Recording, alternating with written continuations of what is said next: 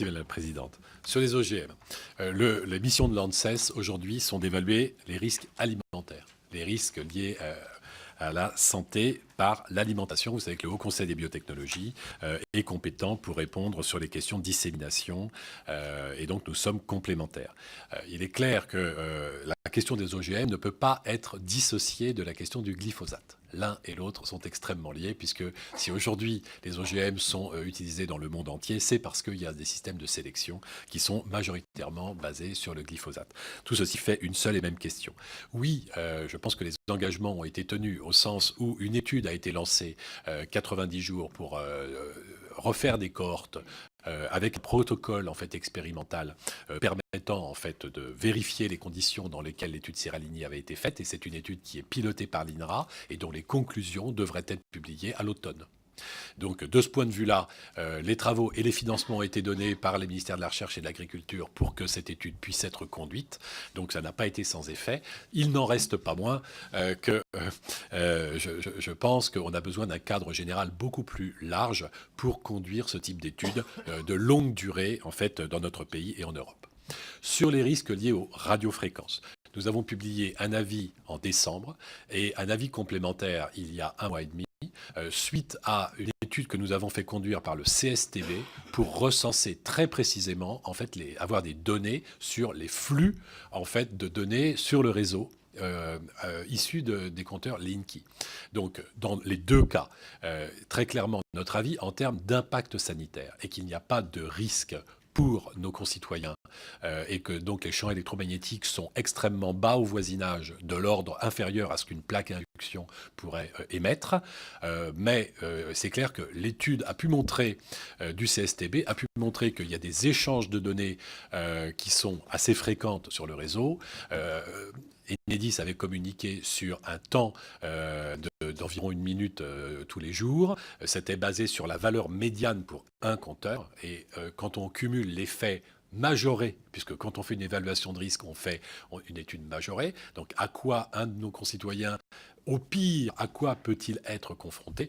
On arrive à plusieurs compteurs se cumulant, et comme c'est une grille, il y a plusieurs heures par jour d'échange de données. Ça ne change rien en termes d'évaluation sanitaire. Notre avis, clairement, indique qu'il n'y a pas d'impact sanitaire.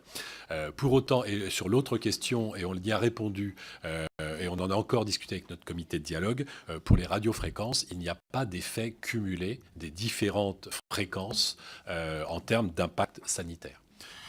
Sur les besoins en Outre-mer, on est bien conscient de la situation particulière de ces territoires. Il peut y avoir des demandes d'autorisation de mise sur le marché qui visent spécifiquement des usages Outre-mer. Il faut que les pétitionnaires en fassent la demande.